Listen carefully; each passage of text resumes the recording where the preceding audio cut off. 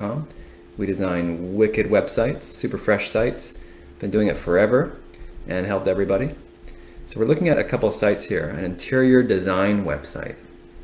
And we're going to see why it is no bueno and everything that it's missing, which is almost everything. So let's dive in and see what's wrong here.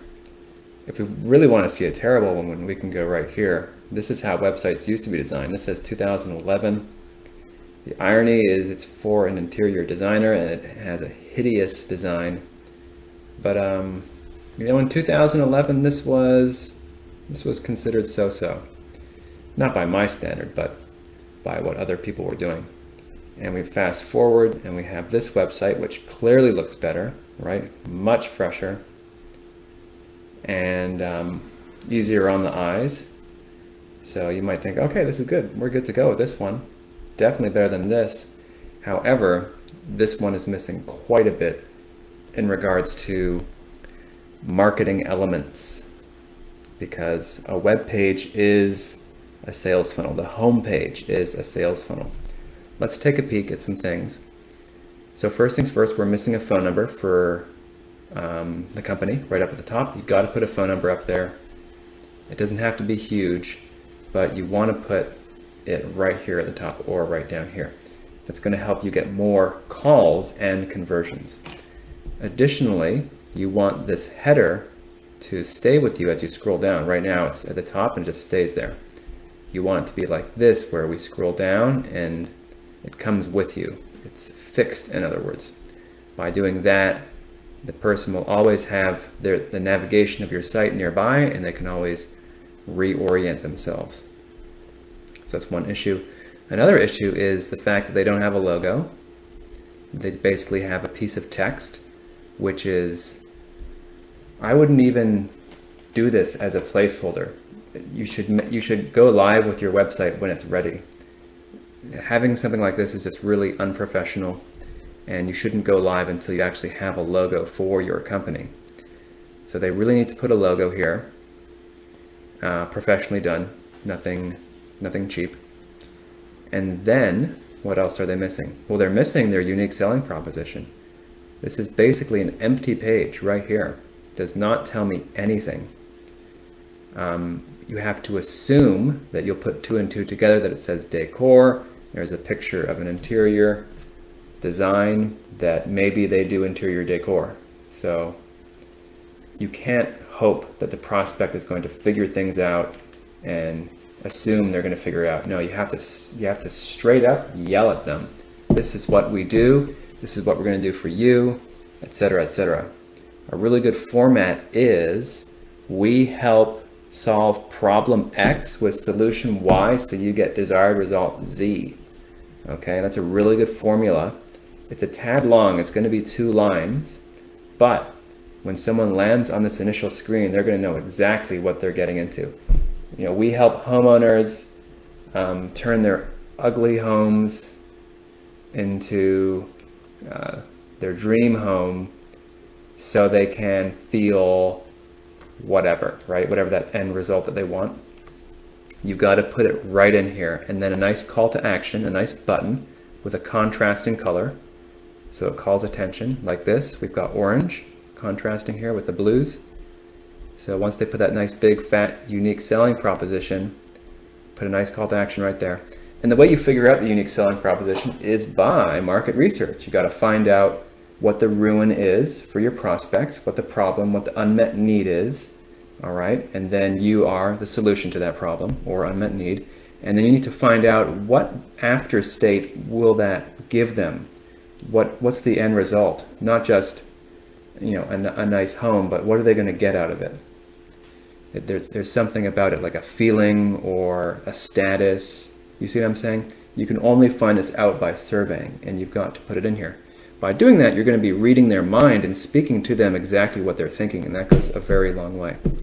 So let's get that put in here. Call to action. And this initial screen is so important.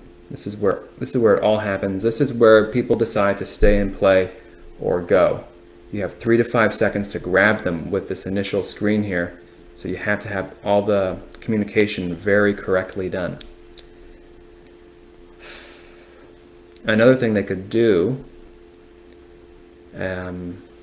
next, down here and scrolling down a little bit, would be to add some logos. In this case, it could be awards or anything for PR, right? Any recognition. I don't believe there's any licenses or certifications for interior design, but awards, recognitions, potentially if you've done clients that are really big, then you can put a list of logos, such as, like this, put a list of logos. But otherwise, it would be good if there are some trust elements, some logos you can put down here. And that would pretty much wrap up this initial screen.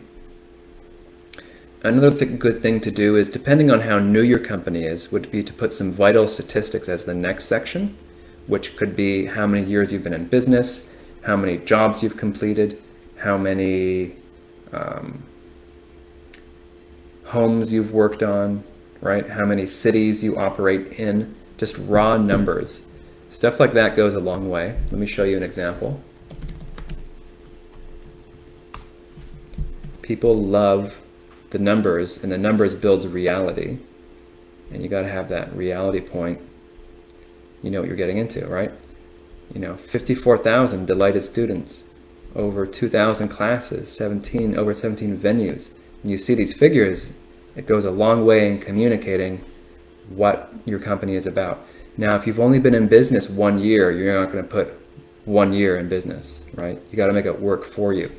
So try to see what vital statistics you can use to promote yourself, and make a nice section like this and make it come right after the logos that you would put right here. And that's just convincing them that you are a company that has done things and is real and has some production record and is worthy of your attention. Another good section to add right after that would be an introduction, a little how do you do. So that's kind of what this is. Not quite. Put a picture of the owner, right? So we put the vital statistics and we put a picture of the owner smiling and happy, a little quote from the owner, and it's just introducing yourself. Hi, I'm John, owner of blah blah decor. And that way you're flowing more along the natural way that people would communicate. You're going to make this web page into human communication. And people do business with people. People like doing business with human beings, not generic looking companies. If you look generic and it doesn't look like there's anybody there, you're missing out on tapping into that gold mine of that desire to work with people. So you got to put people on your website. Don't be shy. Maybe not the owner if the owner is too shy, but get somebody in your company to represent them. Put their face up here. Hi, nice to meet you. This is us. We're real people. We want to help you. So people do business with people. Let's get that introduction section put in. Then we're still not done. We're still missing a lot. Don't worry about making it too deep. You might say this website's too deep. Not even. It's missing quite a few sections actually. This one too. This could have even quite a bit more. It's not really a problem to have a deep website that has a very long scroll. It's not an issue at all. Don't think that you're winning if your website doesn't require a scroll because it's so short. That is terrible. That is the complete opposite. You do not want a website like this where it's just, okay, here's the site, because this doesn't communicate anything to me. It's not taking me from mildly not even curious to interested. You've got to take them on a little journey and feature all the goodness. So don't worry if it gets super deep. Now, another section I'd like to see here is a before and after. Let's actually see a photo of someone's atrocious interior design. You know what I mean? Like some 1970s shag carpet and mustard painted walls and olive green throw pillows. Just some horrid, and popcorn paint. Just get some horrid before and after photo and what you did and how you transformed it into a dream room. All right. So that would be a little before and after section, or a problem solution section. The problem is the before state. the unmet need. Then the after is the solution. You're the solution. They've got a problem. They have an unmet need, an ugly home. You're the solution. You're going to make it their dream home. So that's a little double whammy. It can look something like this. Picture of the ugly home. Mustard walls and olive green throw pillows. Sick of your ugly home, we understand, blah, blah, blah. Well, we're going to spruce it up, whatever. And then show a picture of a beautifully redone room, the same room, right? A little before and after, strong move. It's called the problem, the solution. Your website should have it.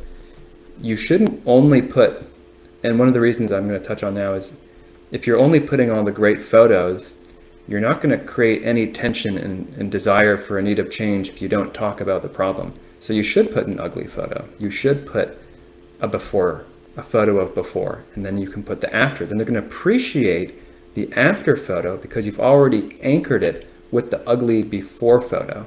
You see what I'm saying? Like sometimes you need a rainy day to appreciate a sunny day. So the same applies on your web page funnel. Moving on, there's another section obviously that's missing is objections. And in interior design, there's going to be objections. Absolutely. What are some reasons why somebody wouldn't want to hire an interior designer? Well, because maybe they are difficult and only want to push what they want.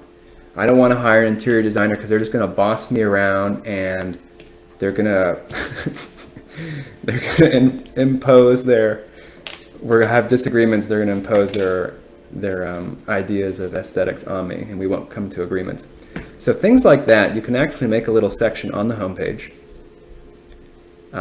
Make it like this one where there's 3 columns. See this? There's 3 columns right here.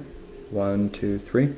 And then you can have a heading that says something like, here's what you might be thinking, or not sure about hiring an interior designer.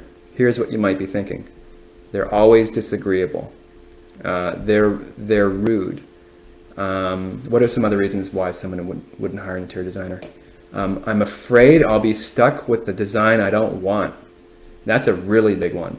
Like they come and they do your whole house or whatever, and you're just going to be politely accepting it if you don't have the fortitude, or if you don't have the aggressiveness to actually tackle them on it. Some people might not want to do that. They might be afraid that they get stuck with something they don't want.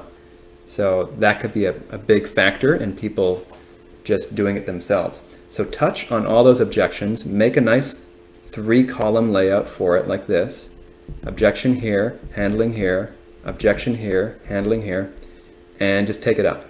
And that's going to go a very long way with the prospect because you're reading their mind, you're building reality, and you're handling it before it even comes up. So that's a very strong move. Let's get that going. Obviously, showing your work is a good thing. So it's good that they're doing that. Showing your specific services, bathrooms, kitchens, apartments, homes, bedrooms, garages, whatever, basement redesigns. Now would be the time to really lay out all of your solutions. You've got all the solutions, blah, blah, blah, blah, blah. Moving on, we don't even have a testimonial section. This is egregious. This is just, come on. That's just shocking. I would expect even this site to have a testimonial section. Top tips. Philosophy, no, I don't see a testimonial section. So that's pretty huge. You got to have testimonials. Or you can do a review embed like this from Facebook or the Google, right? This is a direct embed from the Facebook.